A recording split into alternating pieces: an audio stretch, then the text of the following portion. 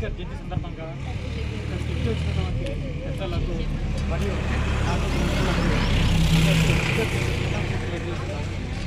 అయితే కొద్దిగా చిన్న స్పీచ్ కూడా జరుగుతుంది.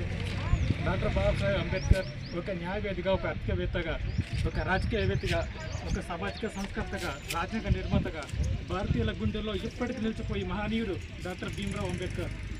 అంటే తన దళితుల చుట్టూ అల్పరగని పోరాటం చేసిన యోధుడు అంబేద్కర్. దేశంలోని అన్ని మితాలు, తెగలు, గిరిజనులు, వెనుకబడిన కులాలు, ఇతర వర్గాలకు సమంగా న్యాయం జరిగేలా మరియు వారి హక్కులకు ఎలాంటి ఇబ్బందులు రాకుండా సౌర బొమ్మత్యారాన్ని ఈరోజు ఏప్రిల్ 14 అంబేద్కర్ జయంతిని పురస్కరించుకొని యువత్ భారతవాణి మొత్తం ఆయన అందించిన సేవలను స్మరించుకుంటుంది. ఈరోజు మనం సమాజ మార్గదర్శిగా, భారత రాజ్యాంగ శిల్పిగా నిలిచిన మహానుభావుడు డాక్టర్ అంబేద్కర్ జయంతిని జరుపుకుంటున్నాం. ఇది కేవలం ఒక జయంతి మాత్రమే కాదు, ఒక చైతన్యవంతమైన ఉత్సవం.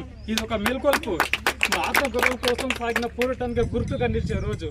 డాక్టర్ అంబేద్కర్ ఎన్నో కష్టాలను చూశారు. అణగారిన వర్గాల వాళ్ళకి సరైన చదువు దక్కకపోవడం మరియు అణచివేయబడిన వర్గాలకి సమంగా న్యాయం జరగకపోవడం, ఇవన్నీ కూడా ఆయన చాలా బాధ పెట్టినాయి.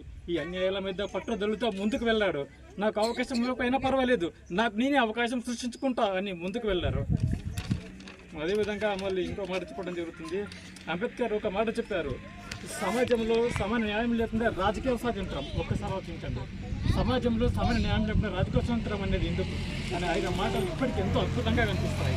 ఆయన రూపొందించిన రాజ్యాంగం అన్ని వర్గాల వారికి సమాన హక్కులు కల్పిస్తూ 100 ఏళ్ల వివక్షను తిరస్కరించిన శక్తివంతమైన పత్రంగా నిలుస్తుంది ఒకే రాజ్యాంగం.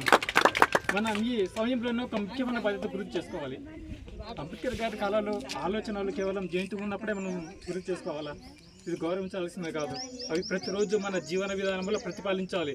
సమానత్వం, స్వాతంత్రం, బంధుత్వం అని ఆయన మౌలిక సూత్రాలు 3 మన కుటుంబంలోనూ సమాజంలోనూ కార్యరూపం దాల్చాలి.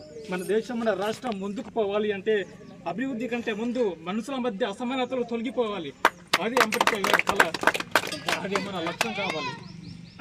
అంబేద్కర్ జయంతి సందర్భంగా మనం శక్తిని, సమయాన్ని సమాజంలో మార్పు తీసుకురావడానికి ఉపయోగించుకోవాలి. అది ఆయనకు నిజమైన జయంతి, నిజమైన నివాళి. నేటి సమాజం ఒక మార్పులను బట్టి ఒక మనిషి జీవితం ఎందుకంత పట్టుదలగా మారాలి, ఒక మనిషి కళ ఎందుకంత బలంగా మారాలి? మిత్రులారా, ఒక వెలుగు చీకటి మధ్య వెలిగిన దీపం అది డాక్టర్ బాబాసాహెబ్ అంబేద్కర్. వర్ణ వ్యవస్థ అనే కాలంలో ఊపిరాడని వాతావరణం, మానవత్వానికి తలవంచని రోజులు. అలాంటి కాలంలో ఆయన జన్మించారు. కాదు, పునర్జన్మ పొందిన న్యాయం. విద్యను ఆయుధంగా మరచాడు. చదువు ఆయనకి సాధన కాదు, శస్త్రం. అన్ని అనుమానాలను ఓర్పుతో తీరుతూ సమానత్వం కోసం ఉద్యమించారు. ఒక రాజ్యాంగం, ఒక సమాజం.